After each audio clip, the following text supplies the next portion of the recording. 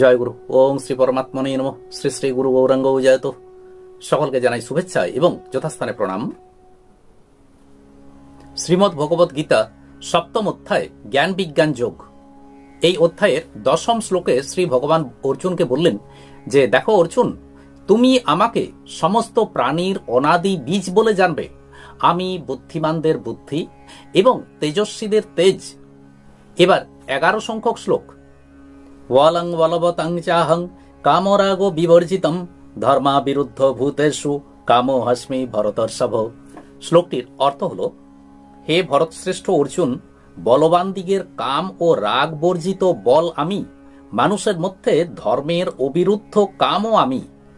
মানুষ নানা প্রকার কাজকর্ম করে থাকে, কিন্তু কোনো একটি কঠিন থেকেও যদি একটি কঠিনতর কাজকর্ম করে, তা সত্ত্বেও মনের মধ্যে একটা কামনা লালসা বর্জিত একটা শুদ্ধ নির্মল উৎসাহ থাকে।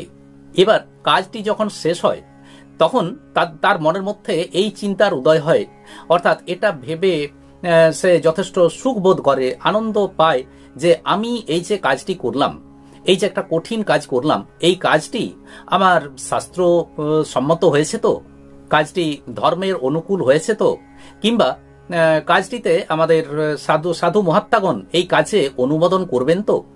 মানুষ এই প্রকার ভাবনা চিন্তা করে তাদের মনের মধ্যে একটা উৎসাহ জাগ্রত হয়।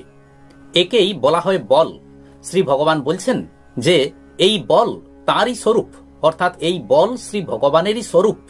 এখানে মনে রাখতে হবে যে শ্রী ভগবান গীতাতে এই বলের কথা ইতিপূর্বে এর আগেও বলেছেন, কিন্তু সেই বল আসুরি সম্পদ হয় তা কিন্তু পরিত্যাজ্য, অর্থাৎ তা ত্যাগ করতে হয়।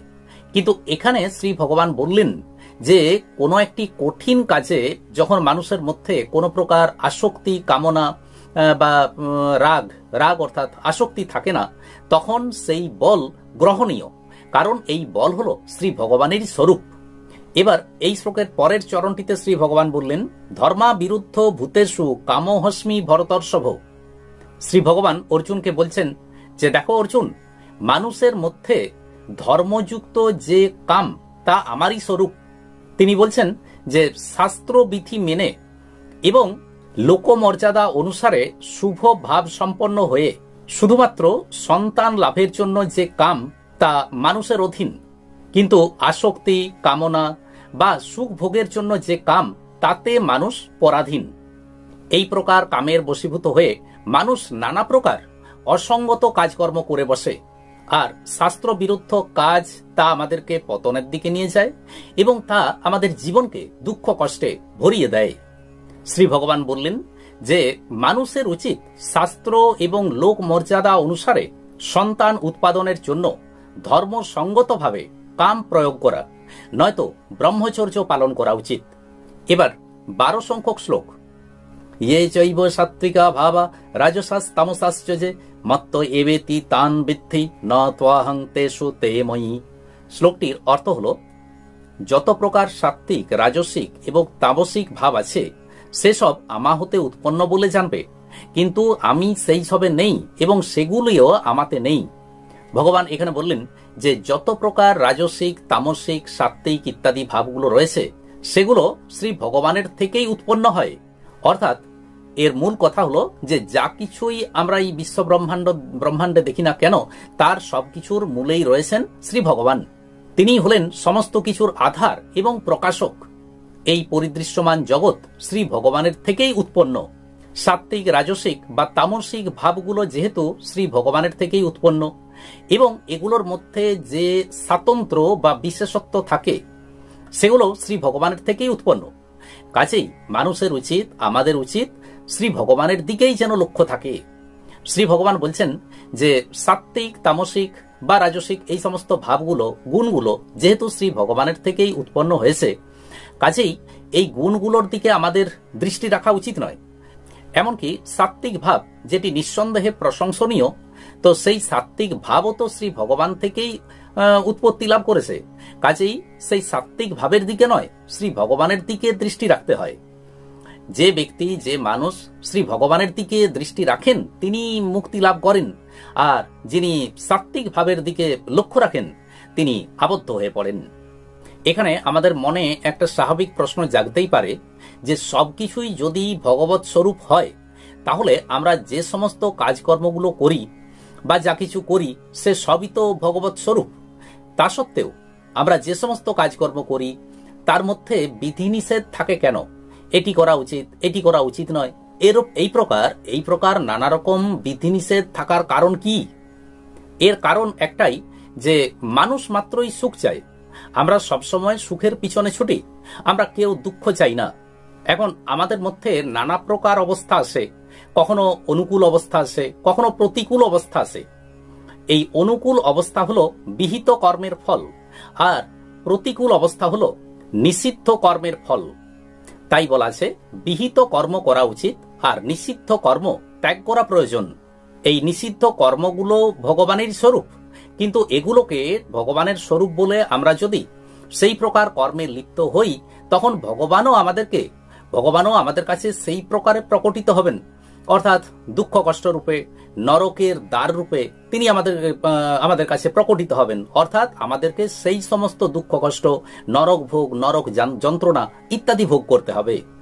যে মানুষ শুভ কর্ম করে, ভগবান তার কাছে শুভরূপে প্রকটিত হন, আর যিনি অশুভ কর্ম করেন তার কাছে ভগবান সেই অশুভ রূপেই প্রকটিত হন। তাই শাস্ত্রবিহিত কর্ম করাই উচিত, আর শাস্ত্র বিরুদ্ধ কর্ম কখনোই করা উচিত নয়, তা সর্বদাই পরিত্যাজ্য।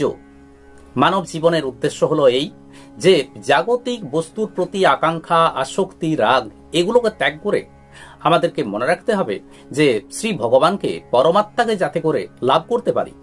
আর সেই লাভ করার প্রয়াস, সেই আকাঙ্ক্ষা যদি আমরা দিনের পর দিন বাড়াতে পারি, তাহলে একদিন না একদিন সেই পরমাত্মা লাভ হয়। বিহিত কর্ম করলে শ্রী ভগবান প্রসন্ন হন, আর শাস্ত্র বিরুদ্ধ কর্ম করলে, বিহিত কর্ম করলে শ্রী ভগবান প্রসন্ন হন, আর শাস্ত্র বিরুদ্ধ কর্ম করলে তিনি প্রসন্ন হবেন কি করে? যেমন কোনো একটি মানুষের ইচ্ছার অনুকূলে যদি আমরা কাজ করি, তখন সেই ব্যক্তিটি, সেই মানুষটি খুশি হয়। আর যদি তার ইচ্ছার বিরুদ্ধে কাজ করি, তাহলে সে কখনোই খুশি হয় না। এবার শ্রী ভগবান বললেন, মত্ত এবেতি তান বিদ্ধি। অর্থাৎ অর্জুনকে বলছেন যে দেখো অর্জুন, এই সবকিছুই আমা হতেই উৎপন্ন, তুমি এটি জানবে। কার্য এবং কারণ এই দুটি আলাদা রূপে আমাদের কাছে প্রতিভাত হলেও এরা কিন্তু প্রকৃতপক্ষে এদের মধ্যে কোনো স্বাতন্ত্র্য নেই। ঠিক যেমন সোনার একটি গহনা, এটি সোনা দিয়েই তৈরি, অর্থাৎ গহনাটি গহনা রূপে তাকে দেখছি, কিন্তু প্রকৃতপক্ষে সেটি সোনা, অর্থাৎ সেটি সোনা থেকে আলাদা হয় না। ঠিক তেমনি ভাবেই পরমাত্মা থেকেই এই জগৎ, ব্রহ্মাণ্ড সবকিছুই সৃষ্টি, কাজেই সেগুলো পরমাত্মা থেকে পৃথক হয় কি করে? শ্রী ভগবান বলেছেন যে পরা প্রকৃতি এবং অপরা প্রকৃতি এই দুই শ্রী ভগবানের স্বভাব, এগুলোকে শ্রী ভগবানের থেকে আলাদা করা যায় না। তিনি বলেছেন যে সমস্ত প্রাণীর সৃষ্টিরই কারণ হলো এই পরা এবং অপরা প্রকৃতি, এদের সংযোগেই সমস্ত প্রাণীর উৎপত্তি। কাজেই এই যে সাত্ত্বিক, তামসিক, রাজসিক বিভিন্ন ভাব বা পরা এবং অপরা প্রকৃতি, এই সমস্ত কিছুই শ্রী ভগবানেরই স্বভাব, শ্রী ভগবানের থেকেই উৎপন্ন, কিন্তু তিনি বলছেন যে এগুলোর মধ্যে তিনি কিন্তু নেই। আরো সহজভাবে বলা যায় যে এই সমস্ত কিছুর মধ্যে শ্রী ভগবান নেই, আবার এগুলো শ্রী ভগবানের মধ্যে নেই।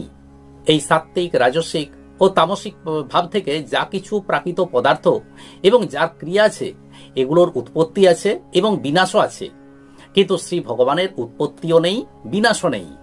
অর্থাৎ শ্রী ভগবান যদি এই সমস্ত কিছুর মধ্যে থাকতেন, তাহলে শ্রী ভগবানেরও উৎপত্তি হতো এবং তার বিনাশও হতো। আবার এগুলো যদি শ্রী ভগবানের মধ্যে থাকতো, তাহলে এগুলোর উৎপত্তি বা বিনাশ হতো না, কারণ শ্রী ভগবান তো অবিনাশী। কিন্তু এই সমস্ত ভাব, এই সমস্ত পদার্থগুলোর উৎপত্তি আছে এবং বিনাশ আছে, কাজেই সেগুলো শ্রী ভগবানের মধ্যে নেই।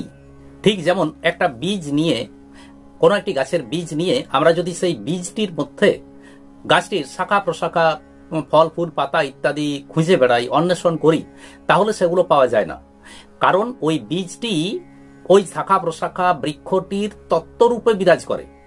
ঠিক তেমনি ভাবে সাত্ত্বিক, রাজসিক, তামসিক এই সমস্ত ভাবগুলো শ্রী ভগবানের থেকে উৎপন্ন হলেও এগুলোর মধ্যে শ্রী ভগবানকে খুঁজে পাওয়া যায় না। আবার ঠিক তেমনি ভাবে একটি বৃক্ষের কাণ্ড, শাখা প্রশাখা, পাতা ইত্যাদির মধ্যে যদি আমরা বীজকে খুঁজি, তাহলে তার মধ্যে বীজকে পাওয়া যায় না।